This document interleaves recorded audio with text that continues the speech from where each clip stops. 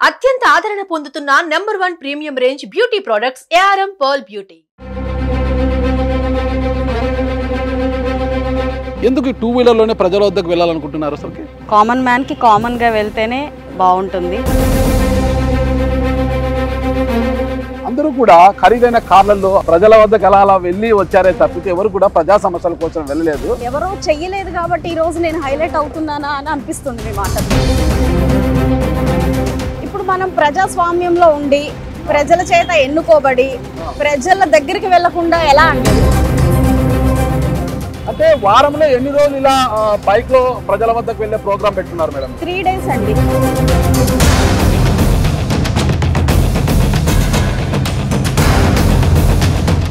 ప్రత్యక్ష రాజకీయాల్లోకి మీరు రావడానికి బలమైన కారణం ఏంటి? Why not? ఇప్పుడున్న పొలిటికల్ సిస్టమ్ లాగా ఇప్పుడు ఎగ్జిస్టింగ్ లీడర్స్ లాగా కాకుండా ఓన్లీ సర్వీస్ ఓరియంటెడ్ గా అయితేనే ఈ సిస్టమ్ లో ఉంటానని చెప్పాను. మరి మదర్ తెరెసా లాగా మాట్లాడుతాను. వీళ్ళందరినీ బైపాస్ చేసి మీ ఆవిడని ముందుకు ఎలా తీసుకొచ్చారు మీరు అసలు? కేవలం లోకేష్ అన్న. గతంలో విన్నా నేను, గతంలో ఎప్పుడో మీరు అనంతపురం జిల్లా తాడిపత్రికి వెళ్ళినప్పుడు ఆ తాడిపత్రి పట్టణాన్ని చూసి ఆ సుందరీకరణ అంతా చూసి ఇండివిజువల్ గా చేసేదానికంటే ఒక ఆర్గనైజేషన్ లాగా చేసేదానికంటే బ్యూరోక్రసీతో చేసేదానికంటే వైడ్ ఎక్స్టెంట్ పొలిటికల్ గా చేయొచ్చు. ఖద్దరు అనుకుంటే ఏమైనా చేయొచ్చు. అవతల మీ ప్రత్యర్థి బలమైన నాయకురాలు, మంత్రి, ఆరోగ్య శాఖ మంత్రి విడుదల రజనీ గారు. విడుదల రజనీ ఇస్ నథింగ్ అండి. మీ హాస్పిటల్ ఓపెనింగ్ వచ్చిన మంత్రి గారు అండి. గుంటూరు ప్రజలు పని కావాలా, పబ్లిసిటీ కావాలంటే పనిచేసే వాళ్ళని ఎంచుకున్నారు. కోడిము నాని గారు, ఆలపాటి రాజా గారు, భాష్యం రామకృష్ణ గారు అందరు సహకరించారు మీకు పూర్తిగా? అందరూ బాగా పనిచేశారు. ఇక్కడ మనస్ఫూర్తిగా చెప్పండి. నిజంగా ఈ ఫ్యామిలీ కమిట్మెంట్ తో ఉంటుంది. ఫ్యామిలీ ఖచ్చితంగా వాళ్ళకి మేలు చేస్తారని గుంటూరు పశ్చిమ నియోజకవర్గ ప్రజలు భావించి మిమ్మల్ని గెలిపించారా, అంటే గాలిలో తోస్తే ముందుకు పడిపోయారా? గాలి దోస్తే పడేదానికి నేనే ఎందుకు? Anybody can be here. Ticket వచ్చింది మీకే కదా. మీ సక్సెస్ కి కారణము మీ ఆవిడ, లేదంటే మీ కష్టమా? ఒకళ్ళ వల్ల ఏది సాధ్యపడదండి. మీ లక్ష్యం ఏంటి? మీ గోల్ ఏంటి? రిమార్కబుల్ అంటే ఇది ఒక మోడల్ నియోజకవర్గం లాగా మార్చాలని. ఇక్కడ నుంచే మీరు ప్రమాణం చేయండి మేడం. ఈ 5 ఏళ్ల పాటు కేవలం మీ సేవ కోసమే ఉంటాను, ఎక్కడ అవినీతి అనే దానికి చోటు లేకోకుండా కేవలం మీ సర్వీస్ కోసమే, మీ సేవ కోసమే నేను మీ దాన్నే మీ ఎమ్మెల్యేగా ఉంటాను. అండ్ ఇంకొక మాట కూడా చెప్తానండి, మిగతా వాళ్ళందరూ ఇప్పుడు నెంబర్ ప్లేట్లు రకరకాలు వేసుకుంటున్నారు కదా, ఈ ఎమ్మెల్యే తాలూకా, ఆ ఎమ్మెల్యే తాలూకా. నేను గుంటూరు పశ్చిమ నియోజకవర్గ ప్రజల తాలూకా. ఈరోజు నిజంగా అసెంబ్లీ ఒక పసుపుతో ప్రక్షాళింపగావబడి ఎర్రటి కుంకుమ బొట్టు పెట్టుకొని చేత కమలం ధరించిన ఒక అమ్మవారిలా కనిపించింది. Welcome to Suman TV. నేను మీ నాగరాజ్ బైర్శెట్టిని. ఈ ప్రోగ్రామ్ మనకు స్పాన్సర్ చేస్తుంది ఎకో తేజాస్ ఎలక్ట్రికల్ వాహనాల తయారీ సంస్థ. అంటే అన్ని రంగాలు, అన్ని వర్గాల ప్రజలకు అవసరమైన అన్ని రకాల ఎలక్ట్రికల్ వాహనాలను తయారు చేసి ఇవ్వడంలో ఈ సంస్థ ఏపీలోనే అగ్రగామిగా నిలుస్తుందని చెప్పవచ్చు. ఆ సంస్థ ఈ ప్రోగ్రామ్ స్పాన్సర్ చేస్తుంది అనమాట. ఒకసారి ఛార్జ్ చేసేసారి 100 కిలోమీటర్లు పైగా ప్రయాణం చేసే వాహనాలు వారి వద్ద లభిస్తుంటాయి. ఇకపోతే ముఖ్యమైన అంశానికి వస్తే, ప్రస్తుతం మనము గుంటూరు పశ్చిమ నియోజకవర్గంలో ఉన్నాము. గతంలో ఎంతోమంది ఎమ్మెల్యేలు గుంటూరు పశ్చిమ నియోజకవర్గం గెలిచి అలా వచ్చి అలా వెళ్ళిపోయిన వారిని చూసాము. ప్రజల వద్దకు, అంటే ఓట్ల సమయంలో ప్రజల వద్దకు వెళ్ళి ఓట్లు అడిగే నాయకులంతా కూడా ఎన్నికల్లో గెలిచిన తర్వాత ప్రజలే తమ వద్దకు వచ్చేలా చేస్తున్నారు. కానీ ఇక్కడ 2024 ఎన్నికల్లో గుంటూరు పశ్చిమ నియోజకవర్గం నుంచి గెలిచిన గల్లా మాధవి గారు మాత్రం తన విభిన్నమైన శైలిని ఇక్కడ ప్రదర్శిస్తున్నారు. ఎందుకంటే ఓట్లు అవసరమైనప్పుడు ప్రజల వద్దకు వెళ్ళిన ఆమె తిరిగి కూడా ఎమ్మెల్యేగా గెలిచిన అనంతరం కూడా ప్రజల వద్దకే వెళ్ళి ప్రజా సమస్యలు అక్కడికక్కడే తెలుసుకుని పరిష్కారం చేసే దిశగా ఆమె అడుగులు వేస్తూ ముందుకు సాగిపోతున్నారు. అందుకు ఆమె వాహనాల్లోనూ అంటే ఖరీదైన కార్లు అన్ని ఉన్నప్పటికీ కూడా ఆ కార్లలో అక్కడికి వెళ్ళకుండా కేవలం ఈ ద్విచక్ర వాహనంలోని రోజు కూడా అంటే ప్రజల వద్దకు వెళ్తూ కాలనీలకు, వార్డులకు వెళుతూ ప్రజా సమస్యలు తెలుసుకుని అక్కడికక్కడే పరిష్కరిస్తున్నారు. ప్రస్తుతం కూడా మేడం అక్కడికే వెళ్తున్నారు. ఒక్కసారి మేడంతో మనము ఫాలో అవుతూ ఈ ప్రోగ్రామ్ని ఎంచుకోవడానికి గల బలమైన కారణం ఏంటి, అసలుకి కార్లో వెళ్ళి లావిష్గా ఏసీ వేసుకొని కార్లో వెళ్ళి అక్కడికి వెళ్ళి సమస్యలు చూడాల్సిన ఎమ్మెల్యే గారు ద్విచక్ర వాహనంపై ఎందుకు వెళ్తున్నారు ఏంటనేది కూడా ఇప్పుడు తెలుసుకుంటాం. మనం వెళ్దాం మేడం. మనం దానికి ముందు నాకు ఒక్క సమాధానం చెప్పండి మేడం. మీకు ఖరీదైన కారు ఫార్చునర్ కారు ఉంది, అన్నీ ఉన్నాయి, గవర్నమెంట్ వెహికల్ అన్నీ ఉన్నాయి. మాకు అంతమంది మార్బలం ఒక లావిష్ లైఫ్ని వదిలిపెట్టి ఎందుకు ఈ 2 వీలర్లోనే ప్రజల వద్దకు వెళ్ళాలనుకుంటున్నారు? అసలు ప్రజలు అంటేనే కామన్ మ్యాన్ అండి. కామన్ మ్యాన్ కి కామన్ గా వెళ్తేనే బాగుంటుంది. అండ్ మనకున్న రోడ్లు ఇవన్నీ మీరు చూసారు, అన్ని ఇరుకైన రోడ్లు, కార్లు అవన్నీ వెళ్ళవు. వారి దగ్గరగా వెళ్ళాలి అని అంటే ఇది ఒక్కటే చాలా మంచి మార్గము. అయితే నడక ద్వారా కూడా వెళ్ళొచ్చు, కాకపోతే అంతంత నడిచి మనం అన్ని కవర్ చేసే టైం ఉండదు కాబట్టి 2 వీలర్ ఎంచుకున్నాను. ఒక మహిళా ఎమ్మెల్యేగా ఉండి కూడా మీరు 2 వీలర్ లో వెళ్తున్నారు, అది కూడా ఫుల్ సేఫ్టీతో హెల్మెట్ ధరించి కూడా వెళ్తున్నారు కదా? అవునండి, యాక్చువల్ గా స్టార్టింగ్ లో హెల్మెట్ పెట్టుకోలేదు, మామూలుగా వెళ్ళాను. అయితే అందరూ నా అభిమానులు కావచ్చు, శ్రేయోభిలాషులు అందరూ కూడా హెల్మెట్ ఉంటే బాగుంటది, మీరు హెల్మెట్ పెట్టుకొని వెళ్ళండి అని సలహా ఇచ్చారు. అండ్ మంచి సలహా కాబట్టి ఖచ్చితంగా నెక్స్ట్ డేనే నేను హెల్మెట్ పెట్టుకొని వెళ్తున్నాను. ఎన్నికల సమయంలో అంటే ప్రజలతో పని ఉంటుంది మేడం. పోయి ఏదో ఓట్లు అడిగారు, అయిపోయింది, ఓట్లు వేశారు, మీరు ఎమ్మెల్యే అయిపోయారు, 50,000 పేజీలకు మెజార్టీతో గెలిచిపోయారు మీరు. ఇంకా ప్రజలతో ఏముంది, అవసరం ఉంటే వాళ్ళే మీ దగ్గరకు వస్తారు కదా, ఎందుకు మీరు ప్రజల వద్దకు వెళ్తున్నారు? నేను ఆల్రెడీ క్యాంపెయినింగ్ అప్పుడే చెప్పానండి వాళ్ళకి, నా door to door campaigning election తర్వాత ఉంటుంది, ముందు ఉండదమ్మా, టైం లేదు నాకు, 2 months వల్ల మిమ్మల్ని నేను కలవలేకపోతున్నాను. సో వన్స్ ఎలక్షన్ అయిపోయిన వెంటనే, రిజల్ట్ వచ్చిన వెంటనే నా డోర్ టు డోర్ క్యాంపెయినింగ్ నేను స్టార్ట్ చేస్తాను అని వాళ్ళకి చెప్పడం జరిగింది. అదే విధంగా స్టార్ట్ చేశాను. మనం స్టార్ట్ అవుదాం మేడం. మరి ఈ వీడియోని చూసే వీక్షకులు ఒక నాకు చిన్న విన్నపము, మేడం గారు హెల్మెట్ పెట్టుకుంటున్నారు, నాతో హెల్మెట్ లేదండి, హెల్మెట్ లేకుండానే ప్రయాణం చేయాల్సి వస్తుంది, మళ్ళీ నన్ను ఏం ట్రోల్ చేయొద్దండి, మేడం హెల్మెట్ ధరించారు, నేను హెల్మెట్ నాతో అందుబాటులో లేదు హెల్మెట్ అన్నదా భావించకండి, ముందుగానే విన్నపిస్తున్నా నేను, ఓకేనా?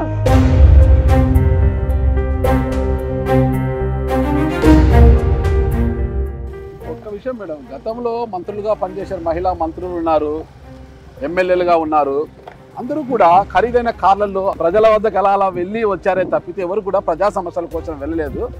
ప్రజలు ఖచ్చితంగా తమ వద్దకే రావాలి, తమ గెలిచిపోయాము, ఊరికే ఓట్లు వేశారా, మాతో నోట్లు తీసుకున్నారుగా ఓట్లు వేశారనే పద్ధతిలో వ్యవహరించారు. కానీ మీరు మాత్రం అందుకు భిన్నంగా వ్యవహరిస్తున్నారు. ఎందుకు మేడం, ఎందుకు అలా అనిపించింది అసలు మీకు, అసలు అలా ఉండాలి, అలా వెళ్ళాలి అనేసి?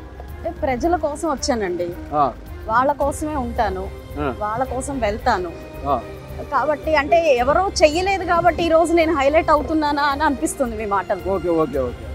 జనరల్ గా అయితే వాళ్ళ కోసం గెలిచాం కాబట్టి వాళ్ళ దగ్గరికే ఉండాలి. అయితే మీరు అన్నారు ఖర్చు పెట్టాము మేము డబ్బులు ఇవ్వలేదా అని అన్నారు. ప్రజలు అమాయకులండి, మనం కొన్ని మారిస్తే ఫ్యూచర్ లో కొన్ని మారుతాయి అనే ఒక ఆశతో నేను మాత్రం రాజకీయాల్లోకి వచ్చాను. ఖర్చు అయినా పర్లేదు, కొన్నిటిని మార్చాలి అనే ఒక దృక్పథంతో ఉన్నాను, అది నెరవేరుతుందని ఆకాంక్షిస్తున్నానండి. పెద్ద పెద్ద పురుష పొంగుల వల్లే కాలేదు మేడం, తప్పుగా అనుకోద్దండి, ఆడవాళ్ళని నేను తక్కువ చేయడం లేదు. ఈ వ్యవస్థను ఒక మహిళా ఎమ్మెల్యేగా ఉంటున్న మీరు ఇప్పుడు ఎలా మారుస్తారు అసలుకి? నా పని నేను చేసుకుంటూ వెళ్ళిపోతే మార్పు వస్తుంది అనుకుంటున్నానండి. మీ పని మీరు చేసుకుంటూ పోతే అంతే, దానికి ప్రజల వద్దకు వెళ్ళడమే మార్గంగా అనుకున్నారా? ఇప్పుడు మనం ప్రజాస్వామ్యంలో ఉండి ప్రజల చేత ఎన్నుకోబడి ప్రజల దగ్గరికి వెళ్లకుండా ఎలా అండేది? ప్రజల వద్దకు వెళ్ళినప్పుడు ఎలాంటి సమస్యలు మీకు ఎదురుపడుతున్నాయి, తారసపడుతున్నాయి మేడం? గుంటూరు పశ్చిమ నియోజకవర్గంలో మీకు ముందు చెప్పాను కదండి, చాలా బేసిక్ కమ్యూనిటీస్ లేవని. ఈ రోజుకి తాగే నీరు కోసం ఎదురు చూస్తున్నారండి ప్రజలు. సో అలాగే రోడ్లు, డ్రైనేజ్లు, ఇంకా పెన్షన్లని కూడా బాధపడుతున్నారు. కనీసం పెన్షన్లు కూడా లేవంటే లాస్ట్ గవర్నమెంట్ లో ఎలిజిబిలిటీ ఉన్న వాళ్ళని కూడా తీసేయడం, చాలా అన్యాయాలకి గురి చేశారండి. వాటన్నిటి గురించి కూడా బాధపడ్డాం. ఇప్పటి వరకు మీరు ఎమ్మెల్యేగా గెలిచి 2 నెలలు మాత్రమే అయింది, ఎన్ని సమస్యలు పరిష్కరించారు మేడం? ఇప్పుడు మీరు పనిలో వెళ్తున్నారు, ప్రజలు ముఖ్యంగా మీ దృష్టికి చేస్తున్న సమస్యలు ఏంటివి? యాక్చువల్ గా నేను వార్డుల్లో తిరుగుతున్నప్పుడు రోడ్ల మీద దృష్టి పెట్టానండి, శానిటేషన్ మీద దృష్టి పెట్టాను. బేసిక్ గా గుంటూరు అంతా చెత్తతో నిండిపోయింది, దాన్ని ప్రక్షాళించే ఒక మార్గంలో ఉన్న వాళ్ళందరినీ యూజ్ చేసి క్లీన్ అండ్ గ్రీన్ ప్రాసెస్ లోకి వెళ్ళిపోయాను. సో చాలా వరకు నేను తిరిగిన వార్డ్స్ అన్ని కూడా ఇప్పుడు కొంచెం క్లీన్ గా ఉన్నాయి. మేడం నాకు అర్థం కాలేదు, మీరు ఎమ్మెల్యేగా ఎన్నికైన తర్వాత మీకు వచ్చిన తొలి వేతనం 1,75,000 రూపాయలను అలాగా పేదల కోసము, అన్నా క్యాంటీన్ల కోసము, సీఎం రిలీఫ్ ఫండ్ ఇలా ఖర్చు చేసేసారు. కారణం ఏంటి మేడం? అసలుకి 20,000 ఏమో తిరుమల వెంకటేశ్వర హుండీలో వేయడం జరిగింది. సార్ మనం ఏదైనా మీరు ఫస్ట్ తొలి జీతం అందుకున్నప్పుడు ఏం చేసి ఉంటారు? మీ ఇంట్లో మీ అమ్మా నాన్నకి బట్టలు తెచ్చుంటారు, మీ తోడబుట్టిన వాళ్ళకి ఏదైనా గిఫ్ట్లు ఇచ్చి ఉంటారు, మీ ఫ్రెండ్స్ కి పార్టీ ఇచ్చి ఉంటారు. నేను కూడా నా ఫస్ట్ శాలరీ అండి ఇది, ఒక పొలిటికల్ లీడర్ గా. ఒక పొలిటికల్ సో ఇది నా కుటుంబంగా భావిస్తున్న నా నియోజకవర్గ ప్రజలకి మా తల్లిదండ్రుల పేర్ల మీద అన్నా క్యాంటీన్ కి డబ్బులు ఇచ్చానండి. భగవంతుడు అందరికంటే గొప్ప కాబట్టి, తొలి జీతం కాబట్టి ఆయనకి కొంత ఇవ్వడం జరిగింది. ఇక అలాగే మన కార్యకర్తలండి 10 ఏళ్ళు ఎంతో ఇబ్బంది పడ్డారు, వాళ్ళ కోసం 1 లక్ష రూపాయలు ఖర్చు పెట్టాను. 1,75,000 అలాగా వితరణ చేసేసారనమాట. ప్రతి దానికి ఎంతో చేయాలని ఉంది, కాకపోతే కొంతే చేయగలిగాను కాబట్టి సాధ్యమైనంతలో చేయగలిగాను. అంటే వారంలో ఎన్ని రోజులు ఇలా బైక్ లో ప్రజల వద్దకు వెళ్ళే ప్రోగ్రామ్ పెట్టుకున్నారు మేడం? 3 డేస్ అండి. 3 డేస్, మళ్ళీ 3 డేస్ మేడం, ఒక 4 డేస్ మిగిలిన 4 డేస్. యాక్చువల్ గా ట్యూస్డే, వెనస్డే, థర్స్డే 6 to 7 అండి. అంటే 6 AM to 7 PM ప్రజల కోసం, ప్రజల దగ్గరికి ఉంటాను. అంటే ఒక 2 hours మార్నింగ్ వార్డ్స్ లో తిరుగుతాను. ఆ తర్వాత 1 hour ఫ్రెష్ అయ్యి వచ్చి ఆఫీస్ లో ఉంటానండి. 7 దాకా. అంటే 3 రోజులు, వారంలో 3 రోజులు ప్రజల వద్దకు వెళ్తారు. ఈ 3 రోజులు తీసుకున్న సమస్యలు పరిష్కరించాలి కదండి. కాబట్టి ఫ్రైడే, సాటర్డే, సండే ఆ సొల్యూషన్స్ కోసం తిరుగుతూ ఉంటాను. రాష్ట్రంలో ఉన్న మహిళా ఎమ్మెల్యేలు అందరూ కూడా మీలాగా స్ఫూర్తి తీసుకొని ద్విచక్ర వాహనాలపై ప్రజల వద్దకు వెళ్తే మాత్రము సమస్యలు ఇట్టే పరిష్కారం అవుతాయి మేడం. సార్ అంటే ద్విచక్ర వాహనం మీద ఏదో ఫ్యాంటసీగా వెళ్ళాలన్నది నా ఉద్దేశం కాదు. ఎప్పుడు అంటే ఫ్యాంటసీ అనేది కాదు మేడం, ఒక మహిళా ఎమ్మెల్యేగా ఉండి కూడా మీరు ఈ రోజు ద్విచక్ర వాహనంపై అంటే ఈ పొల్యూషన్, ఈ స్వెట్టింగ్ ఇదంతా భరిస్తూ ద్విచక్ర వాహనాలపై వెళ్తూ ప్రజల వద్దకు వెళ్ళడం అనేది ఒక గొప్పగా చెప్పొచ్చు మేడం. అసలు అదేనండి, అంటే ఎవరేమో చెయ్యకపోవడం వల్ల ఇది గొప్ప అయి ఉండొచ్చు, కానీ ప్రజల్లో ఇదివరకు మహానాయకులు అందరూ ఉన్నారండి మేడం, ఎప్పుడు ప్రజలతోనే తిరుగుతూ ఉండేవాళ్ళు. అయితే ఆ తరం అనేది పోయింది కాబట్టి ఇప్పుడు ఇది మనకి చాలా కొత్తగా, వింతగా అనిపిస్తూ ఉంది, గొప్పగా కూడా అనిపిస్తుంది. యాక్చువల్ గా ఇలాగే చేయడం కరెక్ట్. అంటే ఇప్పటి వరకు ఎన్ని వార్డులు కవర్ చేశారు మేడం మీరు ఎమ్మెల్యేగా గెలిచిన తర్వాత? ద్విచక్ర వాహనం 5 వార్డులు కవర్ చేశారు. ఈ 5 ఏళ్ల పాటు ద్విచక్ర వాహనంపై వెళ్లే ప్రోగ్రాము ఇలాగే కంటిన్యూ చేస్తారా? మధ్యలో ఏమైనా బ్రేక్ ఉంటుందా మేడం? మాక్సిమం కంటిన్యూ చేస్తానండి. సమస్యలు తీరేదాకా కంటిన్యూ చేస్తాను. సమస్యలు తీరేదాకా కంటిన్యూ చేస్తారు. సమస్యలు తీరకపోతే పోరాడతానండి. నా పరిధిలో ఉన్న ప్రతి ప్రయత్నం చేస్తాను. Okay okay madam. ఇప్పుడు ఏ వార్డుకి వెళ్తున్నారు మేడం? ఇక్కడ శ్రీనివాసరావు పేటలో కన్యకా పరమేశ్వరి టెంపుల్ ఉందండి, 18th వార్డులో మేడం. అక్కడ పుస్తకాల పంపిణీ జరుగుతుంది. Okay madam. దానికోసం వెళ్తాను.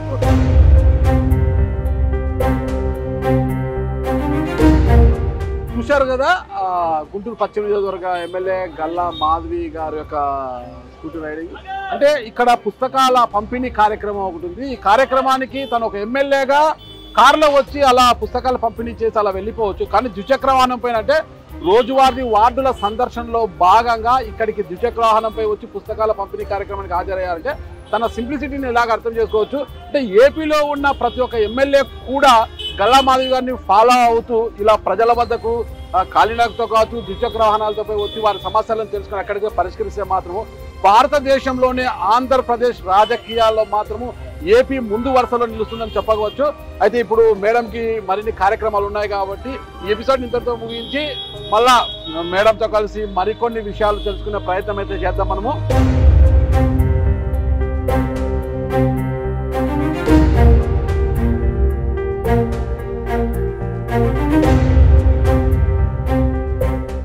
గుంటూరు పశ్చిమ నియోజకవర్గ ఎమ్మెల్యే గల్లా మాధవి గారు మనతో ఉన్నారు. ఆమెతో పాటు ఆమె భర్త గల్లా రామచంద్రరావు గారు కూడా పక్కనే ఉన్నారు. నమస్తే మేడం. నమస్తే అండి. ఆదర్శ దంపతులు. రాజకీయాలనే కాదు అన్నిట్లో కూడా చాలా చాలా స్ఫూర్తిదాయకంగా ఉంటారు మేడం మీ హస్బెండ్, మీకు ఆదర్శవంతంగా. అసలు ఎన్నికల్లో రావడానికి అంటే ప్రత్యక్ష రాజకీయాల్లోకి మీరు రావడానికి బలమైన కారణం ఏంటి? మెయిన్ సర్వీస్ అండి. మన వంతుగా సర్వీస్ చేయాలి అన్న ఒక మోటో ఉంది. రాజకీయాల్లోకి రావడానికి కల అన్ని అర్హతలు ఉన్నాయి. సో వై నాట్, అంతే, మనం ఎందుకు సర్వీస్ చేయాలి ఆ మోటో కూడా ఉంది. అంటే సివిల్ సర్వీసెస్ చేసి సర్వీస్ చేయాలి అనే ఒక తపన ఉండేది. సంహౌ పాలిటిక్స్ లోకి ఎంటర్ అయ్యే ఒక ఛాన్స్ వచ్చింది. అంటే గతంలో మీరు డిగ్రీ పూర్తి చేసిన తర్వాత మళ్ళీ ఎంసీఏ చేశారు, తర్వాత సివిల్స్ కూడా ప్రిపేర్ అయ్యారు. 2 సార్లు ప్రిలిమ్స్ దాటి మెయిన్స్ వరకు కూడా వెళ్ళారు కదా. మరి అటువైపు వెళ్లాల్సిన మీరు మధ్యలో బ్యూరోక్రసీ నుంచి లెజిస్లేచర్కి వచ్చేసారు కదా. అలా ఎలా, దీనికి బలమైన కారణం అంటే ఎవరు స్ఫూర్తితో వచ్చారు ఈ రాజకీయ లేఖని? యాక్చువల్ గా అటు నుంచి అది బ్రేక్ పడడానికి ఫ్యామిలీ అండి. అప్పుడున్న పరిస్థితులు, అప్పుడప్పుడే బిజినెస్ లోకి ఎదిగే క్రమంలో దానికి ఒక బ్రేక్ పడింది. Okay. And then back to normal life, back to housewife లాగా ఉన్నాను. ఎప్పుడైతే హాస్పిటల్స్ మేము పెట్టుకున్నామో దెన్ అగైన్ అది సర్వీస్ సెక్టర్ కాబట్టి మళ్ళీ ఇంట్రెస్ట్ చూపించడం మొదలు పెట్టాను. దెన్ దానికి డైరెక్టర్ గా వ్యవహరిస్తూ వచ్చాను. అండ్ ఇప్పుడు పాలిటిక్స్ లో ఒక ఛాన్స్ వచ్చింది.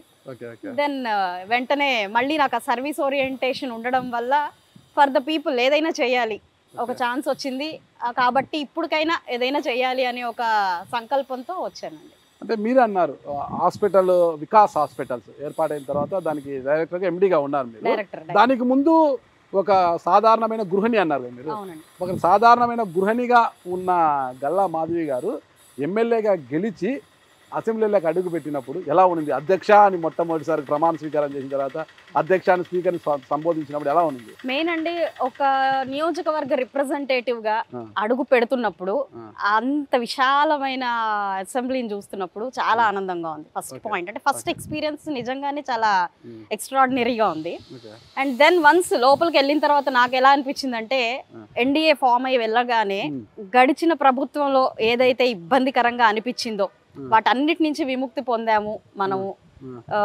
ఈ రోజు నిజంగా అసెంబ్లీ ఒక పసుపుతో ప్రక్షాళింపగాబడి ఎర్రటి కుంకుమ బొట్టు పెట్టుకొని చేత కమలం ధరించిన ఒక అమ్మవారిలా కనిపించింది.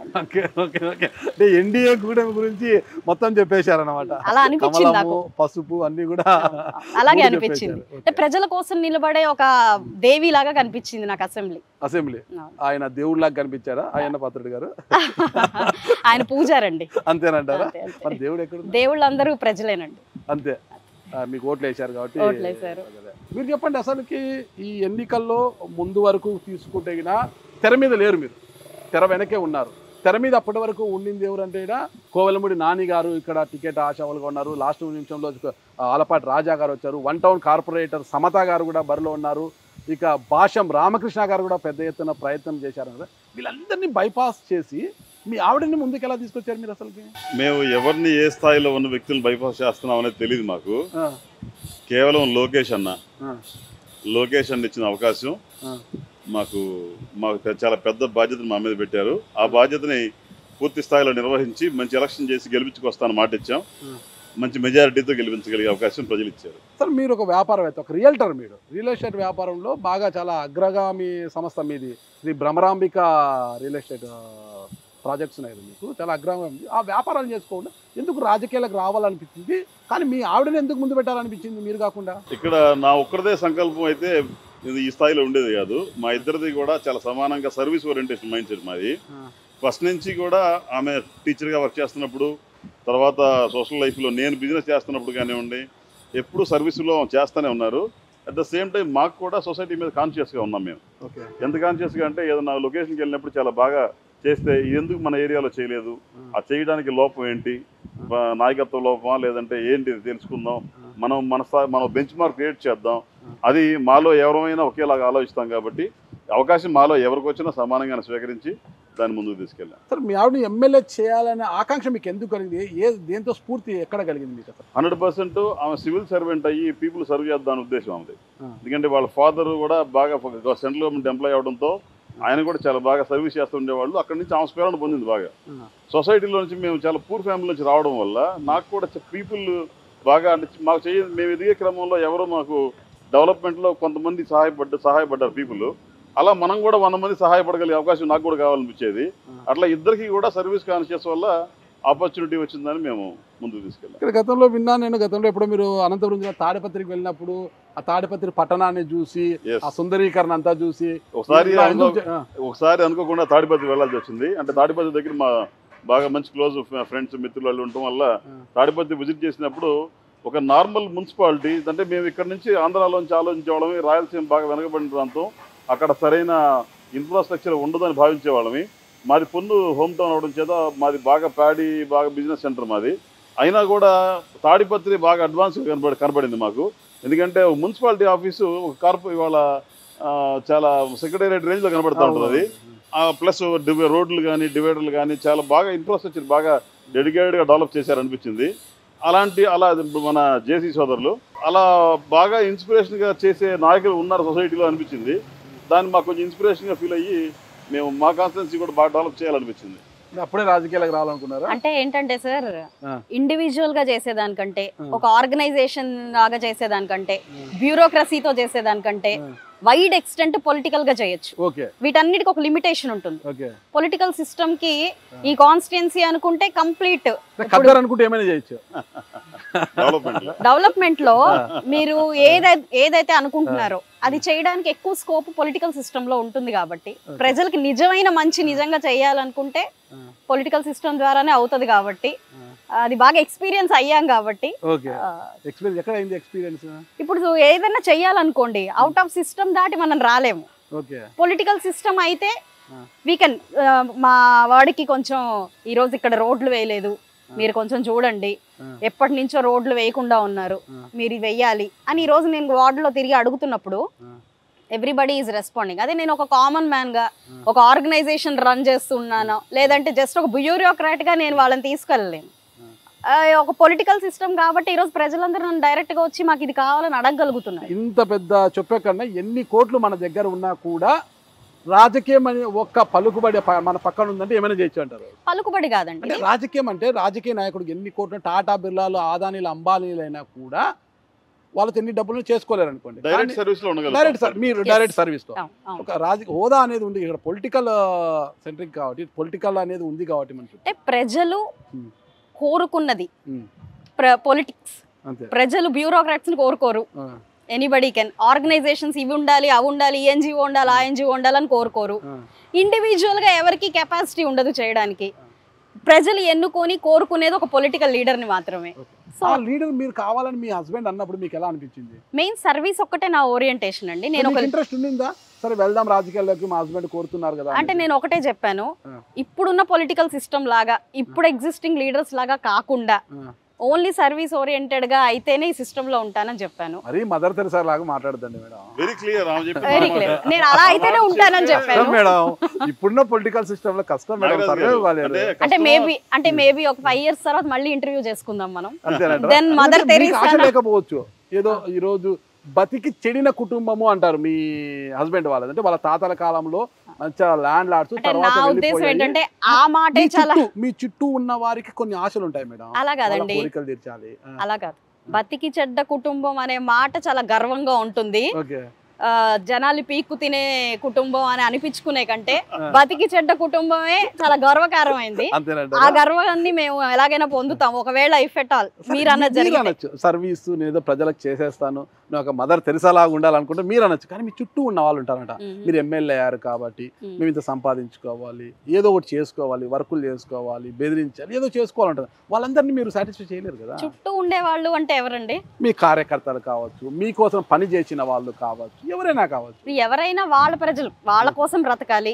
అక్కడ ఉన్న ఇప్పుడు ఒక డివిజన్ లీడర్ అనుకోండి, మా కార్యకర్తలు అనుకోండి, పార్టీ కోసమో లేదంటే వాళ్ళని నమ్ముకున్న ప్రజల కోసం వాళ్ళు ఉండాలి. అవినీతి చేస్తేనే పైకి వస్తాము అని అనుకుంటే వాళ్ళు ఉండరు, పార్టీ ఉండదు, లీడరు ఉండరు, ఎవరు ఉండరు కదా. కాబట్టి అసలు ఆ సిస్టమ్ ఎంకరేజ్ చేసే ప్రసక్తే లేదండి. ఒక్క విషయం మేడం, మీ హస్బెండ్ మిమ్మల్ని రాజకీయాల్లోకి తీసుకురావాలనుకున్నారు. ఓకే, ఒక బీసీ ట్రంప్ కార్డు ఉపయోగించి మిమ్మల్ని ముందు పెట్టారని అనుకుంటాం కాసేపు. ఓకేనా, బీసీ ట్రంప్ కార్డు ఉపయోగించి ముందర పెట్టారు. అయినా కూడా అవతల మీ ప్రత్యర్థి బలమైన నాయకురాలు, మంత్రి, ఆరోగ్య శాఖ మంత్రి విడుదల రజనీ గారు, అసలు వైసీపీలో గ్లామరస్ లేడీగా కూడా పేరు పొందారు. ప్లస్ గుంటూరులో ఎక్కడ చూసినా కూడా డిజిటల్ బోర్డ్స్, డిజిటల్ దాని ద్వారా కూడా ఆమె ప్రోగ్రాములు అవి ఇవి చాలా నానా హంగామా. సోషల్ మీడియాలో ఎప్పుడు కూడా హంగామా చేస్తుంటారు అనమాట. అంతటి మాస్ ఉమెన్ అనుకోవచ్చు, మాస్ నాయకురాలు అనుకోవచ్చు, ఒక మంత్రి. ఆమె నాకు ప్రత్యర్థి కదా, ఎలా గెలుస్తాను ఆమె మీద అన్న ఒక భయం రాలేదు మీకు? మెయిన్ ఈ సిస్టమ్ లోకి ఎంటర్ అవగానే ముందు నా బలాలు, అవతల వాళ్ళ బలహీనతలు, ఈ రెండే నా మైండ్ లో ఉన్నాయండి. దానివల్ల ముందుకు వెళ్ళిపోవడమే తప్ప వాళ్ళ బలాలను నేను లెక్క పెట్టుకొని నేను బలహీన ఎప్పుడు అవ్వలేదు. అండ్ మీరు అన్నట్టుగా సమ్ సోషల్ మీడియా ఇవన్నీ ఎలా అయితే ఉన్నాయో ఎప్పుడు పబ్లిసిటీకి ఎక్కువ పెద్దపీట వేయడం జరిగింది గత ప్రభుత్వం అంతా. అది ఎలాగో ప్రజలు ప్రభుత్వం పక్కన విడుదల రజనీ గారు ఎక్కడ డిజిటల్ బోర్డ్స్ కనిపించాయి మనకు గుంటూరులో. ఎక్కడికి వచ్చినా కూడా ఆమె చేస్తున్న ప్రోగ్రామ్స్, అవతాతలతో కలిసి ప్రజలతో ఉండేది ఏదైతే ఆమె చేసే కార్యక్రమాలను కూడా ఆ డిస్ప్లే అయ్యేటం అన్నమాట గుంటూరులో. అవన్నీ చూసి చాలా పబ్లిసిటీ. మీరు చూసే కొత్త అంటే పబ్లిసిటీ కూడా ఒక స్థాయి దాటిపోయింది అనుకోండి, ఎవర్షన్ వచ్చేస్తుంది. సో అవుట్ ఆఫ్ నిజానికి పబ్లిసిటీకి డిఫరెన్స్ పీపుల్ తెలుసుకున్నారు. అది గుంటూరు ప్రజల ప్రత్యేకత. గుంటూరు ప్రజలు పని కావాలా పబ్లిసిటీ కావాలంటే పని చేసే వాళ్ళని ఎంచుకున్నారు. అంటే మీరు పని చేసే వాళ్ళని ఎలా తెలుసు? వాళ్ళు మీరు వ్యాపారస్తులు, ఆమె మొన్నటికు గృహిణి వికాస్ హాస్పిటల్ తర్వాత డైరెక్టర్ అయ్యారు. ఈమె పని చేయగలదనే నమ్మకం కొత్తగా గుంటూరు వచ్చారు. మేము గత దశాబ్ద కాలంగా గుంటూరులో ఉంటూ ప్రజలందరితో కలిసిపోయి రకరకాల సంబంధ బాంధవ్యాలు అంటే good relations, business relations, friendships లేదా వీటితోటి అందరికి పీపుల్ వెల్ నోన్. మేము మా వికాస్ హాస్పిటల్స్ ఉంది, మా హెడ్ క్వార్టర్స్ ఇక్కడే ఉన్నాయి. పీపుల్ అందరికీ మేమేంటో మా ఫ్యామిలీ ఏంటో బాగా తెలుసు. కాబట్టి మీ కమిట్మెంట్తో పనిచేస్తాం. మా ఫ్యామిలీ అనేది గుంటూరు ప్రజలకి వెళ్ళను అనమాట. నిజంగా మీరు ఈ ఫ్యామిలీ కమిట్మెంట్తో ఉంటుంది, ఫ్యామిలీ ఖచ్చితంగా వాళ్ళకి మేలు చేస్తారని గుంటూరు పశ్చిమ నియోజకవర్గ ప్రజలు భావించి మిమ్మల్ని గెలిపించారా, లేదంటే గాలిలో అలా తోస్తే ముందుకు పడిపోయారా? అంటే ఇక్కడ ఎన్డీఏ గాలి అలా వచ్చేసింది కదా, ఆ గాలి అలా తోస్తే ముందుకు పడిపోయారు అందరిలో. గాలి తోస్తే పడేదానికి నేనే ఎందుకు? Anybody can be here. Ticket వచ్చింది మీకే కదా. అదే వాళ్ళు నిర్ణయించే పర్సన్ ని గాలి వచ్చేస్తుంది కాబట్టి ఎవరినైనా పెట్టచ్చు. మీరు ఇందాక అన్నారు ఇంతమందిని కాదనుకొని ఇన్ని బలాల్ని కాదనుకొని మీకు ఇచ్చారు కదా అని అన్నారు. అదే ఏదో ఒక బలాన్ని ఉంచేవారు కదా గాలి అయితే. సో అలా కాకుండా ఒక మోటోతో వస్తున్నాము, ఒక సర్వీస్ ఇంటర్ప్రిటేషన్ తో వస్తున్నాము. అన్నీ ఉండాలి.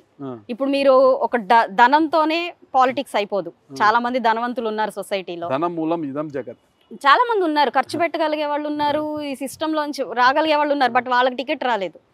బాగా వక్తలు ఉన్నారు, చాలా బాగా విశ్లేషించి చాలా బాగా చెప్పగలిగే వాళ్ళు ఉన్నారు, వాళ్ళకి టికెట్ రాలేదు.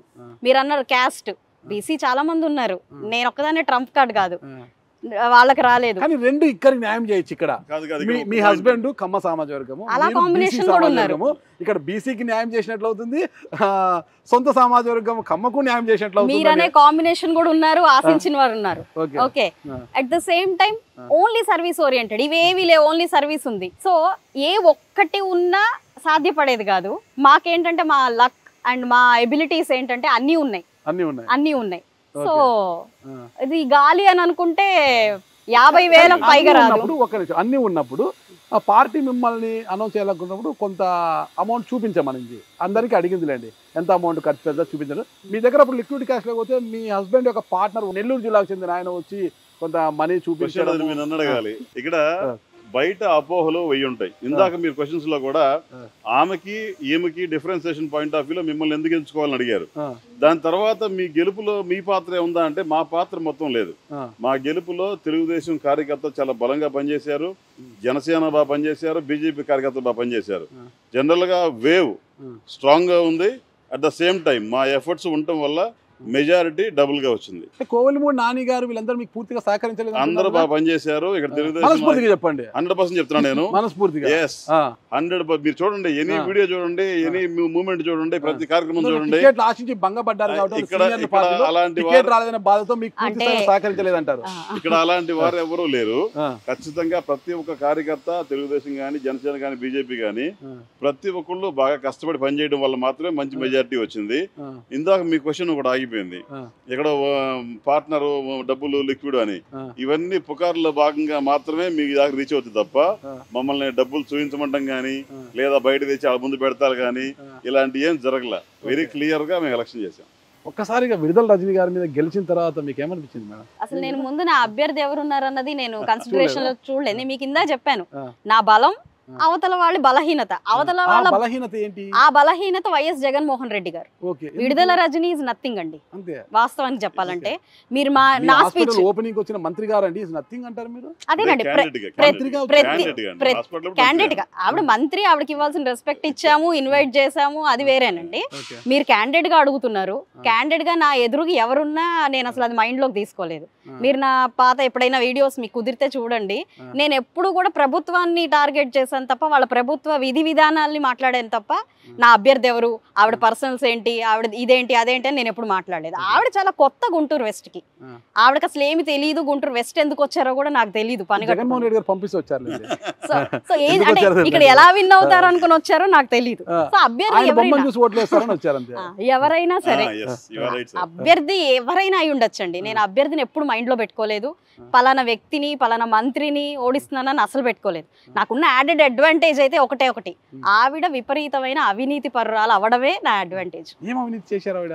చిలకలూరుపేట అంతా చెప్పుకుంటా ఉంటారండి. మరి చాలా అక్కడ చేసి ప్రజలు ఎక్కడైనా ప్రజలే కదండి. Okay okay. అక్కడ ప్రజలే, ఇక్కడ ప్రజలే కదండి. ఇక్కడ ప్రజలు కాకుండా అక్కడ మాత్రం ప్రజలు లేరు కదా. కానీ అక్కడ చెల్లని రూపాయి ఇక్కడ చెల్లుతుంది అనుకున్నారు కదా. అది వాళ్ళు అనుకున్నారు. వాళ్ళు కదా, అది వాళ్ళ పర్సెప్షన్ కదా. అంతే అంతే. చెల్లదు కాబట్టి చెల్లకుండా చేశారు మీరు. ప్రజలు చేశారు. మీ యొక్క ఇదే పర్ఫార్మెన్స్ ఏం లేదంటారా? ఇట్స్ ఏ కాంబినేషన్ అండి. ఇందాక సార్ చెప్పినట్టు అన్ని కలిసి వస్తేనే ఏదైనా జరుగుతుంది.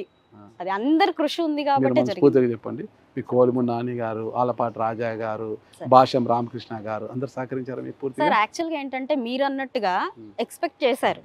ఎక్స్పెక్ట్ చేసి విఫలమైనప్పుడు కొంచెం పించింగ్ ఉంటుంది. అయితే ఎవరు కూడా అవుట్ ఆఫ్ పార్టీ దాటి వాళ్ళ విధి విధానాలు దాటి వెళ్ళరు. ఎట్ ద సేమ్ టైం 100% మాకు అందరూ సహకరించిన వాళ్ళే, వాళ్ళ వేలో అందరూ కూడా హెల్ప్ చేసిన వాళ్ళే. అండ్ మా స్ట్రెంగ్స్ అన్ని కలిసి వచ్చాయండి. ఒకటని చెప్పలేము మనం. మరిన్ని వివరాలు తెలుసుకుంటే ఒకసారి మీ కుటుంబ నేపథ్యం గురించి చెప్తారా మేడం? చెప్పండి. మీ స్వగ్రామం ఎక్కడ మేడం? మా నాన్నగారిది ములుకుదురండి. ఎక్కడ మేడం అది? మనకు బాపట్ల వెళ్లే దారిలో పొన్నూరు మండలం ములుకుదురు. మా అమ్మగారిదేమో గరికపాడు కాకుమాన్ మండలం. ఓకే. అమ్మగారి పేరు, నాన్నగారి పేరు మేడం? అమ్మ పేరు శివకుమారి, నాన్నగారి పేరు శివయ్య. శివయ్య. ఎంతమంది సంతానం వారికి? ముగ్గురం అండి మేము. నేను పెద్ద అమ్మాయిని, నా తర్వాత తమ్ముడు, తర్వాత చెల్లి. వాళ్ళు ఏం చేస్తున్నారు? తమ్ముడు వచ్చేసి బిజినెస్ ఏనండి, రియల్ ఎస్టేట్ అవి ఇవి చూస్తుంటాడు. చెల్లి వచ్చేసి డాక్టర్. మీరు ఎంత వరకు చదువుతున్నారు? నేను ఎంసీఏ చేశానండి. డిగ్రీ తర్వాత ఎంసీఏ తర్వాత మీ మ్యారేజ్ అయింది? ఎంసీఏ ఫస్ట్ ఇయర్ లో అయిందండి. ఎంసీఏ ఫస్ట్ ఇయర్ లో ఉన్నప్పుడు అంటే మ్యారేజ్ అయినాకే చదువుకున్నాను. ఎక్కడ కలిసారు గల్లా రామచంద్రరావు గారు మీరు? మా ఇంట్లో రెసిడెన్స్, మా క్వార్టర్స్ లోనే కలిసాము. ఇద్దరు ఒకటే విలేజ్ అవడం, ఆయన ఇద్దరు మాది ఒకటే విలేజ్. మా మదర్ది వీళ్ళది సేమ్ గరికపాడండి. సో ఈయన సినిమాటోగ్రఫర్ గా ఉన్నారు కాబట్టి అప్పుడు వాళ్ళది ఒక మూవీ షూటింగ్ కి అక్కడికి రావడం జరిగింది. అలాగా మా మదర్ ని వాళ్ళని గుర్తుపట్టి రావడం జరిగింది. బాగా చదువుకొని ఒక సివిల్ సర్వెంట్ కాకుండా ఆయన వైపు ఎందుకు చూశారు మేడం? లవ్ కదండి, ప్రేమ. ప్రేమ గుడ్డిది అంటారు మేడం. ప్రేమ గుడ్డిది, చెవిటిది, మూగది కూడా అండి. మేడం, మీరు ఏదైతే ఊహించి ఆయన మ్యారేజ్ చేసుకున్నారో ఆ తర్వాత కూడా అలాగే ఉన్నారు ఆయన? టిల్ డేట్ ఇప్పటి వరకు కూడా అదే ప్రేమ. ఇప్పటి వరకు చాలా సంతోషం తల్లి, బాగా చూసుకుంటారు. ఒక్కసారి మీ కుటుంబం నేపథ్యం చెప్పండి. మా ఫాదర్ రాధాకృష్ణమూర్తి, మా మదర్ లక్ష్మి. ఇద్దరు కూడా వ్యవసాయ కూలీలు. మా బ్రదర్ వచ్చేసరికి ఉన్న బిఎస్ఎన్ఎల్ ఎంప్లాయ్.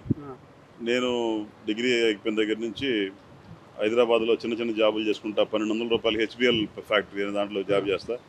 అలా ఉషా కిరణ్లో లైట్ మ్యాన్గా పనిచేస్తా. అట్లాగే సినిమాటోగ్రాఫర్గా పనిచేస్తా. అక్కడి నుంచి బ్యాంక్స్ సెక్యూరిటీ. వీళ్ళ ఫాదర్ నేను సినిమాలో ఉంటే పిల్లని అన్నారు. ఇక దాని దెబ్బకి పాలిటిక్స్ ఒకటి, ఫిల్మ్ ఇండస్ట్రీ ఒకటి బాగా బ్యాడ్ నేమ్ ఉన్నవి, నెగటివ్ ప్రొఫైల్స్. సినిమా మానేసి చిన్న సెక్యూరిటీ సూపర్వైజర్గా జాయిన్ అయ్యి అక్కడి నుంచి మళ్ళీ చిన్న చిన్న జాబులు చేసుకుంటా చిన్న బిజినెస్లోకి ఎంటర్ అయ్యి మళ్ళీ డెవలప్ అయ్యి కోసమే వాళ్ళలో పడే. చూడు మేడం, మీ ప్రేమ కోసము సినిమాటోగ్రఫీ మానేసి సెక్యూరిటీ సూపర్వైజర్ వచ్చాడంట. ఇప్పుడు ఎక్కడున్నారు చూడండి.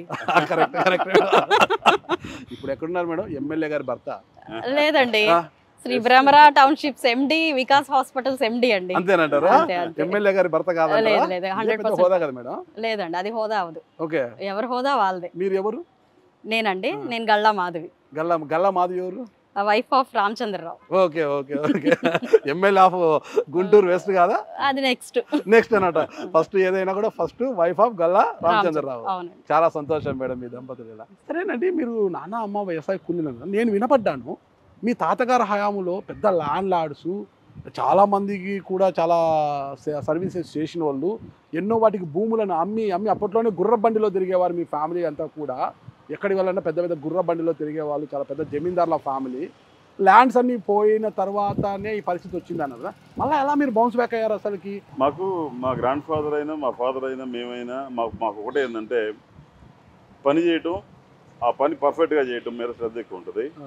చేసే ప్రతి పని పర్ఫెక్ట్గా చేస్తే లైఫ్లో కెరీర్లో గ్రోత్ ఉంటుంది అనేది మా లైఫ్లో ఎగ్జాంపుల్గా ఉంటాయి. చేసే ప్రతి పని బాగా చేయడం వల్ల ఆ పనిని గమనించిన వాళ్ళు పెద్దలు గమనించి చేయందించి పైన ఇంకో పెద్ద పని అప్పచెప్పి అట్లా డెవలప్ అవుతా లైఫ్లో ప్రతిదీ మనం నిజాయితీ, తర్వాత పెద్దవాళ్ళంటే గౌరవం ఉంటే మనకి ఖచ్చితంగా సొసైటీ ప్రకృతి మొత్తం సహకరిస్తుంది. ఓకే. అందువల్ల ఏంటంటే మనకి ప్రతిదీ సక్సెస్ఫుల్గా చేసాం. అది రియల్ ఎస్టేట్ అవడం చేత ఫాస్ట్గా చేయడం వల్ల రియల్ ఎస్టేట్లో గ్రోత్ ఎక్కువ ఉంటుంది బేసిక్గా. ఫస్ట్ వెంచర్ ఏది మీది? మరి ఫస్ట్ వెంచర్ ఇక్కడ పాములపాడు అనే విలేజ్ దగ్గర శ్రీ భ్రమరా ఎస్టేట్స్ అని ఫస్ట్ సూపర్వైజర్గా పనిచేశారు, అదే సెక్యూరిటీ సూపర్వైజర్గా. పెద్దగా ఆర్థికంగా రియల్ ఎస్టేట్ అంటే ఎంతో డబ్బు ఉండాలా. ఎలా సమకూర్చుకున్నారు డబ్బు అంతా? 1 ఎకరం ల్యాండ్ నా క్యారెక్టర్ నమ్మిన వాళ్ళు చుట్టుపక్కల వాళ్ళు తలా 10 లక్షలు నాకు ఇన్వెస్ట్ చేశారు. ఓకే. ఆ ఇన్వెస్ట్మెంట్ తోటి సక్సెస్ వచ్చింది. ఇంకా అక్కడి నుంచి ముందుకెళ్ళిపోయింది. ఓకే. మీ సక్సెస్కి కారణము మీ ఆవిడ లేదంటే మీ కష్టమా? యాక్చువల్గా ఇది ఒకళ్ళ వల్ల ఏది సాధ్యపడదండి. ఇది ఇట్స్ టీమ్ వర్క్ వాస్తవంగా. ఎందుకంటే నాకంటే నాలెడ్జ్ ఆమెకి, నాకు దాంట్లో ఒక దాంట్లో నాకు ఫుల్ నాలెడ్జ్ ఉంటే ఆమెకి ఇంకో దాంట్లో బాగా నాలెడ్జ్ ఉంటుంది. So it's combination. కాబట్టి నాకు ఎప్పుడైనా బ్యాకప్ కావాల్సి వచ్చినప్పుడు నాకు ఈ స్టేజ్ ఫియర్ ఎక్కువగా ఉండేది. మాట్లాడుతున్నారు ఇప్పుడు బిఫోర్ అంటే ఆఫ్టర్ అంటే భ్రమరా ఎస్టాబ్లిష్ చేయకముందు చెప్పింది స్టేజ్ ఫియర్ హెవీగా ఉండేది. భ్రమరా ఎస్టాబ్లిష్ చేశాక కూడా 1 ఇయర్ దాకా అలాగే ఉండేది. ఎప్పుడైతే మార్కెటింగ్ హ్యాండిల్ చేయడం మొదలు పెట్టానో ఇవాళ 1000 మంది ఉన్నా కూడా బ్రహ్మాండంగా మాట్లాడతా, గంటలు మాట్లాడగలుగుతా. మీ అదృష్టలక్ష్మి గల్లా మాధవి గారి పేరు పెట్టుకోకుండా భ్రమరా పేరు పెట్టి, భ్రమరా ఎవరు? మాధవి నా లైఫ్ లోకి వచ్చిన తర్వాతే నా సక్సెస్ స్టార్ట్ అయింది. ఓకే. మరి ఆ సక్సెస్ కి బ్రాండ్ అంబాసిడర్ ఆవిడే కదా. అంటే గల్లా మాధవి ఏదైనా భగవంతుడి తర్వాతే కదా భ్రమరాంబికాదేవి. శ్రీశైల భ్రమరాంబాదేవి నాకు బాగా ఎలవెలుపు. ఆమె దగ్గరికి వెళ్ళి ఏదైనా మీ కొత్త ప్రాజెక్ట్ లాంచ్ చేయడం కానీ ఏదన్నా ముందు గుడ్ ఆర్ బ్యాడ్ ఆమె దగ్గర కూర్చొని ఆమెతో మాట్లాడొస్తాం. మీరు ఇప్పటికి కూడా మా వెంచర్స్ కానీ దేనికి కూడా మా పిల్లల పేర్లు కానీ మా పేర్లు కానీ ఉండవండి. ఒకటి అందరికీ చాలా మందికి అనుమానం ఉంది రాష్ట్రంలో అందరికీ కూడా, మీ ఇంటి పేరు గల్లా కదా. ఈ గల్లా జయదేవ్ గారు, గల్లా అరుణకుమారి గారు వాళ్ళు ఉన్నారు కదా, వాళ్ళకు మీకు ఏమైనా రిలేషన్ ఉందా అని? వాళ్ళు చిత్తూరు బేస్ వాళ్ళది, మాదే ప్రకాశం జిల్లా బేస్ అంటారు. అయితే మేము పుట్టిపోయింది గుంటూరు జిల్లానే. అయితే మాకు డైరెక్ట్ రిలేషన్షిప్ లేదు, కానీ వాళ్ళకి మాకు మ్యూచువల్ పొలిటికల్ కావచ్చు లేదంటే మా గౌరవ మర్యాదలు వాళ్ళంటే మాకు బాగా. ఓకే మేడం, మీ హస్బెండ్ చాలా కష్టపడి ఎదిగారు, మీరు ఈ స్థాయికి వచ్చారు, మీ కష్టం ఎంతో ఉంది, తర్వాత రాజకీయాల్లోకి వచ్చారు కదా. రాజకీయాల్లోకి వచ్చి ఒక ముందే మీరు రియల్ ఎస్టేట్ వ్యాపారం చేస్తూనే వికాస్ హాస్పిటల్స్ అనేది నిర్మించారు కదా. ఎందుకు వికాస్ హాస్పిటల్ ఏర్పాటుకు బలమైన కారణం ఏంటి అసలుకి? యాక్చువల్గా రామచంద్ర ఐడియాలజీ ఎలా ఉంటుంది అంటే అండి, మల్టిపుల్ సెక్టర్స్ లో తను ఎదగాలను, మా హస్బెండ్ మల్టిపుల్ సెక్టర్స్ లో ఎదగాలని ఉంటుందండి. ఒక ఎంటర్ప్రెన్యూర్ అవ్వాలని, ఒక బిజినెస్ మ్యాన్ అవ్వాలని, పొలిటికల్ సిస్టమ్ లో ఉండాలని, ఇట్లా రకరకాల అంబిషియస్ పర్సన్ అన్నమాట. సో అదే టైంలో ఇది కాకుండా ఇంకొక ఫీల్డ్, ఈవెన్ హాస్పిటాలిటీ, స్కూల్స్, ఇట్లా చాలా ప్లాన్ చేస్తున్నాం. అయితే ఫస్ట్ మనకి నెక్స్ట్ అనుకున్నది హాస్పిటల్స్ అనుకున్నప్పుడు ఒక సర్వీస్ సెక్టర్ ఉండాలి అన్న ఒక నోషన్ వచ్చింది. అప్పుడే అంటే మీ ఇందాక అన్నారు చూసారా, ఒకటి కోరుకుంటే సరౌండింగ్స్ క్రియేట్ అయిపోతాయని, అదే విధంగా ఆయన అనుకోవడము, అట్లాగే తనకు డాక్టర్స్ టీం ఒకటి ఆయనకి అదవ్వడము, దగ్గర అవ్వడము, వెంటనే వాళ్ళు ఈయన కలిసి కొలాబరేట్ అయ్యి పెట్టేసుకుని ఏదైనా అనుకోవడం ఆలస్యం. ఈయన మీ ఇంట్లో ఎవరు డాక్టర్లు లేరు, మీ చెల్లి డాక్టర్ అంతే, మీ ఇంట్లో మీ పిల్లలు కానీ ఇంకా ఎవరు అంత స్థాయికి రాలేదు. అసలు హాస్పిటల్ పెడితే ఎలా రన్ చేయగలము, మన ఇంట్లో డాక్టర్స్ కూడా లేరు కదా, మనకున్న పరిజ్ఞానం ఏంటని ఆలోచించలేదు అంటే మీరు భ్రమరాని కూడా అదే అడగచ్చు. భ్రమరా కూడా ఎవరు లేరు, ఫ్యామిలీలో ఎవరు లేరు, బ్యాక్గ్రౌండ్ ఎవరు లేరు చెప్పారు కదా మీరు. పేరు అమ్మవారు అండి, పేరు అమ్మవారు. నేను అనేది బిజినెస్ అది మాకు టచ్ లేని బిజినెస్. మాకు భ్రమరా టచ్ లేని బిజినెస్, వికాస్ టచ్ లేని బిజినెస్, పొలిటికల్ సిస్టమ్ కూడా టచ్ లేని బిజినెస్. ఎమ్మెల్యే అయ్యారు కదా మీరు. ఇప్పుడు వికాస్ హాస్పిటల్స్ బిజినెస్ సర్వీసా? ఇది బిజినెస్ కమ్ సర్వీస్ అండి. Business come service. సర్వీస్ ఎలా చేస్తారు? బిజినెస్ అయితే మామూలు లేండి చేస్తారు. మోకాళ్ళు నొప్పి అంటే బోడిగుండికి ఎక్స్రే తీస్తుంటారు చాలా మంది డాక్టర్లు. చాలా వరకు రిబేట్ అండి, కంప్లీట్ వాళ్ళ రిబేటెడ్ గానే ఇస్తూ ఉన్నాము. ఎంతో మందికి కార్డ్స్ ఇష్యూ చేసేసాము. పూర్ గా ఉన్న వాళ్ళందరికీ, బిలో ఇన్కమ్ లెవెల్ ఉన్న వాళ్ళందరికి కూడా కార్డ్స్ ఇష్యూ చేయడం జరిగింది. అంటే వాళ్ళకి కంప్లీట్ దాన్ని ఏమంటారు రిబేట్ తో. అండ్ 4,000 మంది పాస్టర్లకి మా హాస్పిటల్ తరఫున చాలా నార్మల్ ప్రైసెస్ కి వాళ్ళకి హెల్త్ కార్డ్స్ ఇష్యూ చేసి మేము వాళ్ళందరికీ సర్వీస్ చేస్తున్నాం. మామూలుగా కాన్స్టిట్యున్సీలో కావచ్చు, రూరల్ నుంచి కావచ్చు, కొన్నిసార్లు వాళ్ళకి డైరెక్ట్ హాస్పిటల్కి వెళ్ళాలని ఇంటెన్షన్ ఉంటుంది, వచ్చేస్తారు. వాళ్ళకి ఈ హాస్పిటల్లో మనకున్న రేట్లు వాళ్ళు బేర్ చేసే కెపాసిటీ ఉండదు, కానీ వాళ్ళని వెనక్కి పంపించకుండా వాళ్ళకున్న కెపాసిటీ చెక్ చేసి ఇమ్మీడియట్గా వాళ్ళకి సర్వీస్ ఫ్రీగా చేయాల్సి వస్తుంది. కొన్నిసార్లు చేసి వాళ్ళకి సెక్యూర్ చేసి పంపించడం జరుగుతుంది. సర్వీస్ ఇంక్లూడెడ్, హాస్పిటల్లో సర్వీస్ ఇంక్లూడెడ్. సరే, మొత్తం మీద ఎమ్మెల్యే అయిపోయారు, కష్టపడుకుని ఎమ్మెల్యే అయిపోయారు. అసలు మీకున్న విజన్ ఏంటి? గుంటూరు పశ్చిమ నియోజకవర్గం మీద మీకున్న విజన్ ఏంటి? ఎలాంటి డెవలప్మెంట్ చేయాలనుకుంటున్నారు? ముందైతే బేసిక్ ఎమ్యూనిటీస్ ని ఫిల్ చేయాలనుకుంటున్నాం. ఏమున్నాయి బేసిక్ ఎమ్యూనిటీస్ ఏమున్నాయి? గుంటూరులో రోడ్స్ లేవండి. గుంటూరులో రోడ్స్ లేవా? బాగానే ఉన్నాయి, మేము వచ్చిన రోడ్స్. అవునా? నాతో వస్తే మీకు చూపిస్తాను. మరి గతంలో ఉన్న ఎమ్మెల్యేలు కొంతకాలం ఇన్ఛార్జిగా పనిచేసిన మంత్రి గారు ఏం రోడ్లు వేయలేదంటారా? ఏం జరగలేదండి, జరగలేదు కాబట్టి ఈ రోజు చాలా ఇబ్బందికరంగా ఉంది. డ్రైనేజ్ సిస్టమ్ అధ్వానంగా పరిస్థితుల్లో ఉంది. మద్దాలి గిరిదార్ ఇక్కడ నుంచి గెలిచారు, గెలిచి అక్కడి వైపు వెళ్ళారు. ఇక్కడ ఎమ్మెల్సీ ఉన్నారు, చంద్రగిరి యేసురత్నం గారు ఇక్కడే ఉన్నారు. మరి ఇద్దరిని కాదనేసి విడుదల రజనీ గారిని మంత్రి గారిని తెచ్చిపెట్టారు. ఇంతమంది ఇక్కడ ఉన్నా కూడా డెవలప్మెంట్ లేదంటారా? అంటే యాక్చువల్గా మీరు కంప్లీట్ వైఎస్ఆర్సీపీ సెట్ మొత్తం చూస్తే, టీం మొత్తం చూస్తే అంతా పబ్లిసిటీ బ్యాచ్ అండి. తోలు బొమ్మల్లాగా కనిపిస్తూ ఉంటారు, ఏ వర్క్ చేయలేదు కాబట్టి పీక్స్. కాబట్టి అదే ఎవరున్నా మీరు ఎవరినన్నా పిక్ చేయండి, ఒక పర్సన్ ని మీరు ఆ యొక్క నియోజకవర్గం తీసుకోండి, అలాగే ఉంది అది. అది Guntur west is no exception. కాబట్టి అది కూడా రోడ్స్ లేవు, వాటర్ లేవు, అండ్ డ్రైనేజ్ సిస్టమ్ లేదు. కనీసం మినిమం మ్యాచింగ్ ఫండ్ తీసుకొచ్చి దాన్ని బాగు చేద్దాము అనే ఒక ఆలోచన లేదు. సో కంప్లీట్ దాన్ని వదిలేయడం జరిగింది. సో బేసిక్ ఎమ్యూనిటీస్ కోసమే ఇంకా గుంటూరు పశ్చిమ నియోజకవర్గం ఎదురు చూస్తుంది. ఇది అర్బన్ నియోజకవర్గం కాబట్టి ఇక్కడంతా కూడా మీకు డెవలప్మెంట్ మీదే ఎక్కువ డిపెండ్ అయి ఉంటుంది తప్పితే ఈ వెల్ఫేర్కి సంబంధించి బెనిఫిషియర్స్ తక్కువ ఉంటారు ఇక్కడ. ఈ ఎప్పుడు అర్బన్ సెక్టార్స్లో, గ్రామీణ ప్రాంతాల్లో అంటే చాలా వెల్ఫేర్ స్కీమ్స్ వస్తాయి ఇక్కడ. కానీ అలాంటి డెవలప్మెంట్ ఓన్లీ రోడ్స్ మీద మీరు ఫోకస్ చేశారు, ఇంకా ఏమేమి అనుకుంటున్నారు? యాక్చువల్గా మీరు అన్నట్టు వెల్ఫేర్ కూడా చాలా నీడ్ ఉందండి. గుంటూరు పశ్చిమ నియోజకవర్గం చూస్తున్నంత అర్బన్ కాదు, వెనకాల చాలా అంటే 70% స్లమ్ ఉంది, 30% మాత్రమే మీకు ఎలైట్ ఉంది. కాబట్టి ఈ స్కీమ్స్ కానివ్వండి, మీరు ఏ వెల్ఫేర్ తీసుకున్నా కూడా చాలా నీడ్ ఉంది. సో ఫస్ట్ మనకి బేసిక్ నీడ్స్ తీరాక, వెల్ఫేర్ మనం చూసాక, దెన్ మనం అవుట్ ఆఫ్ స్కిల్ డెవలప్మెంట్ అని కానివ్వండి, ఇంకొక డెవలప్మెంట్ అని కానివ్వండి, మనం నెక్స్ట్కి వెళ్ళాలి. ఇవన్నీ జరుగుతాయంటారు మేడం. ఎందుకంటే జగన్మోహన్ రెడ్డి గారు దిగిపోయిన తర్వాత ఖజానా ఖాళీ అయిపోయింది, ఇక ఏమీ లేదు అన్న విధంగా చంద్రబాబు నాయుడు గారు ఒక పేదరికాన్ని చూపించే విధంగా ఉందన్నమాట పరిస్థితి. ఎప్పుడు వచ్చినా ఖజానాలో డబ్బులు లేవు అనే పరిస్థితి ఉందన్నమాట. ఇప్పుడున్న మీరు 6 గ్యారెంటీలను అమలు చేయడమే చాలా కష్టతరంగా ఉందనేసి వైసీపీ ఇప్పుడే అంటుంది అన్నమాట. ఫస్ట్ అవి చేయమనండి చూద్దాము, మహిళలకు ఉచిత ప్రయాణం కావచ్చు, గ్యాస్ సిలిండర్లు కావచ్చు, ఇతరత ఇచ్చేటువంటి 50 ఏళ్ళు దాని ప్రతి ఒక్కరికి 1500 రూపాయలు ఇవ్వడము, తల్లికి వందనము, ఇలాంటివన్నీ కూడా అమలు చేయలేరు ఈ ప్రభుత్వం, ఇంకా 5 ఏళ్ల పాటు కలిసి ఉండలేదని ఇప్పటి నుంచి వాళ్ళు అంటున్నారు కదా.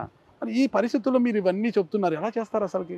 ముందు అసలు అనుకునే వాళ్ళని పక్కన పెట్టేయండి, ఏదో ఒకటి అనడానికి మనం ఎదుటి వాళ్ళు ఉంటారు కాబట్టి. అయితే మీరు వచ్చి 2 మంత్స్ అయింది, 2 మంత్స్ అయిన వెంటనే మొన్న మనం చూసాం, మనకి సెంట్రల్ నుంచి వచ్చిన నిధులు చూసాం, అవి వచ్చాయి. అది జగన్మోహన్ రెడ్డి గారు ఉంటే ఖచ్చితంగా వచ్చేవి కాదు. ఎందుకు అని అంటే అది వాడరు. డెవలప్మెంట్ వాడతారు.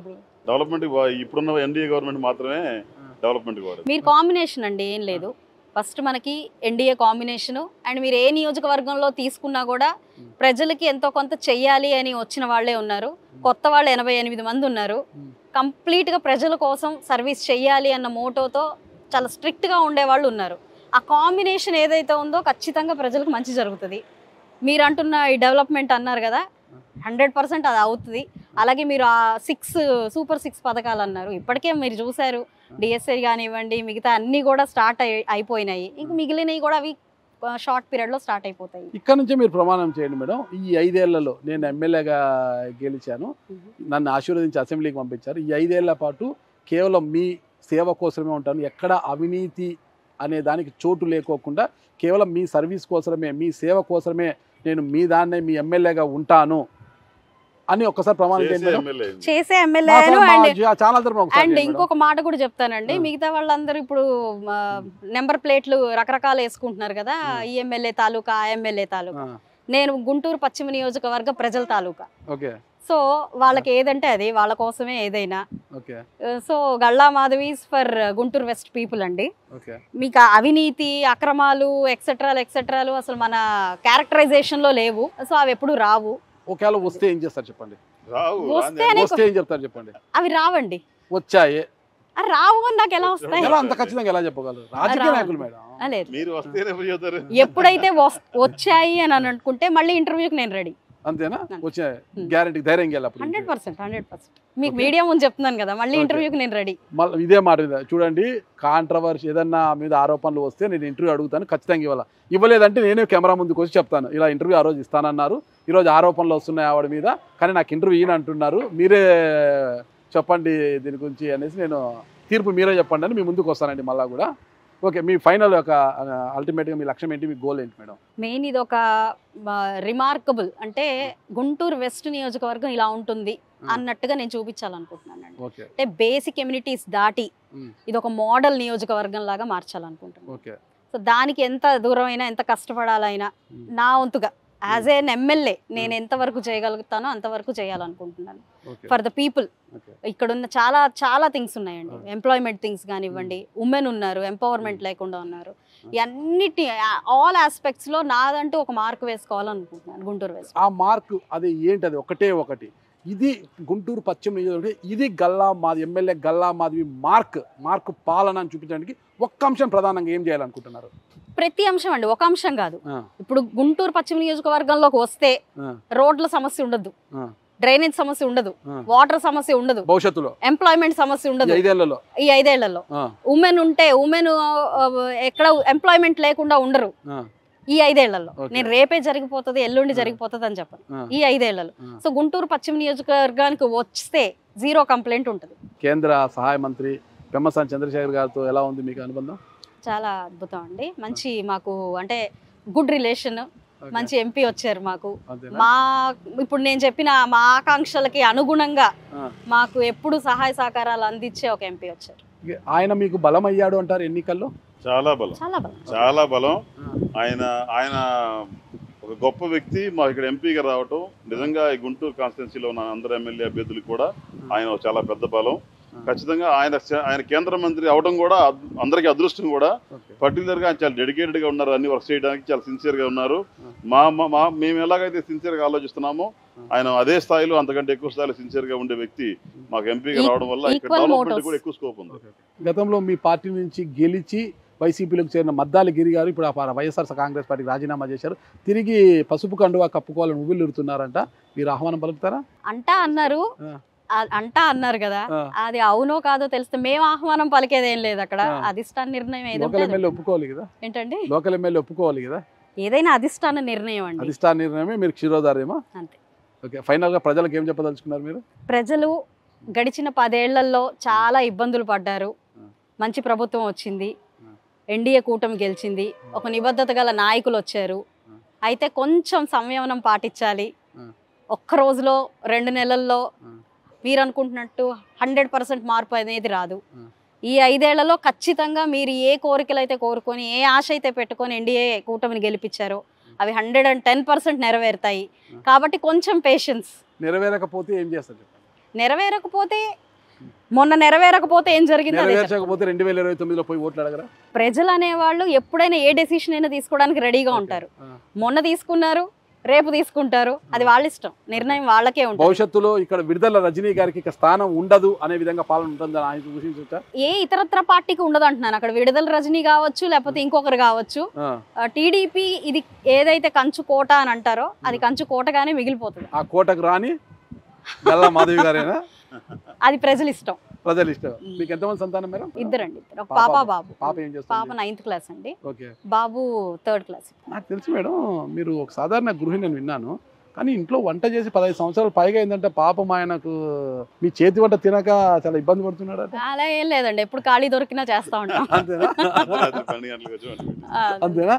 మీ ఆవిడ గారు చేసే వంటల్లో ఏ వంట అయితే మీకు బాగా ఇష్టం అండి? ఆమె సాంబార్ బాగా పెట్టింది. సాంబార్ బాగా పెడుతుంది. మా ఆవిడ కూడా సాంబార్ బాగా చేస్తుందండి.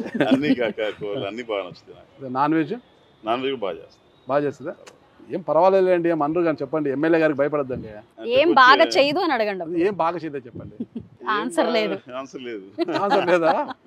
నిజంగా ఆన్సర్ లేదా? భయపడుతున్నారు ఎమ్మెల్యే? ఎవరికైనా ఇప్పుడు జనరల్ బేసిక్ గా మీకు ఓపెన్ గా చెప్పాలంటే అమ్మ వంట బాగా నచ్చుతుంది, తర్వాత భార్య వంట బాగా నచ్చుతుంది. భార్య వంట నచ్చాలి, నచ్చకపోతే కష్టము.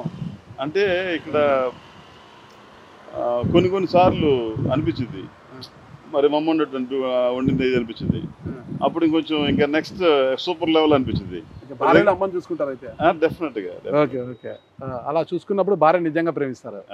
వాస్తవమే కదా. అంతే కదా. ఓకే, ఖచ్చితంగా మీ దంపతులాగే ఆదర్శంగా ఉండాలి. భవిష్యత్తులో కూడా చాలా హ్యాపీగా ఉంది మీ ఫ్యామిలీ. ముఖ్యంగా ప్రజలకు మీరైతే హామీలు ఇచ్చారో ఆ హామీలన్నీ నెరవేర్చి గుంటూరు పశ్చిమ నియోజకవర్గ టీడీపీ కోటకు గల్లా మాధవి గారు ఎప్పటికీ రాణిగానే ఉండాలని కోరుకుంటున్నాను. కోటకి క్వీన్ లాగా ఉంటానని చెప్పలేదండి ఓకే, ఫస్ట్ నుంచి కూడా. ఇక్కడ ఉండాలని కోరుకుంటున్నాను. ఉండాలని నేను అనుకోవట్లేదు. ఓకే, నేను ఓన్లీ కార్మికురాల్లాగా, సేవకురాల్లాగా, ఎప్పుడు ప్రజల మనిషిలాగా, వాళ్ళ ఇంట్లో ఆడపిల్లలాగా, వాళ్ళ అమ్మాయిలాగా ఉండాలనుకుంటున్నాను. ఒక రాణిలాగా అయిపోయి వాళ్ళు అక్కడెక్కడో ప్రజల్లాగా ఉండడం నాకు ఇష్టం లేదు. అలాగే ఎప్పుడు ఉండను. ఎప్పుడు కూడా దగ్గరగా, వారికి ఎప్పుడు దగ్గరగా. నేను చాలా సింప్లిసిటీ ఎప్పుడు ఇష్టపడతానండి. కాబట్టి వాళ్ళు ఎప్పుడు నా దగ్గరికి రావాలి, ఏంటమ్మాయి అని అనాలి. అంతేగాని ఎమ్మెల్యే గారు, మేడం గారు ఇలా పిలిస్తే కూడా ఇబ్బందిగా ఫీల్ అవుతాను నేను. అంతే. చూశారు కదా మన ఎమ్మెల్యే గల్లా మాధవి గారు చెప్పింది. ఎప్పుడు కూడా తను రాణిగా అంటే క్వీన్గా ఉండదట, కార్మికురాలిగా, సేవకురాలిగానే ఉంటుందట. చూద్దాం, కాలం ఎవరిని వదిలిపెట్టదు కదా. చెప్పినంత ఈజీ కాదు రాజకీయాలు అలా ముందుకు పోవాలంటే. నిజంగా అలాగే వెళ్తే మాత్రం గల్లా మాధవి గారు చాలా ఆదర్శవంతమైన ఎమ్మెల్యేగా ఉంటారు. లేని పక్షంలో కాలమే సమాధానం చెబుతుంది. ఖచ్చితంగా ఇది ఎంతో కాలం పట్టదు మనకు చూడడానికి. నిజంగా ఆమె ఈరోజు చెబుతున్నట్లుగా నిజాయితీ పర్రాలుగా ముందుకు పోతుందా, చిన్న చిన్న తప్పులైనా చేస్తూ అలా కాలాన్ని వెళ్ళదీసుకుంటూ పోతారా అని తెలుసుకోవాలంటే మనము మరికొంతకాలం వేచి చూడక తప్పదన్నమాట. Okay, thank you madam. Thank you అండి.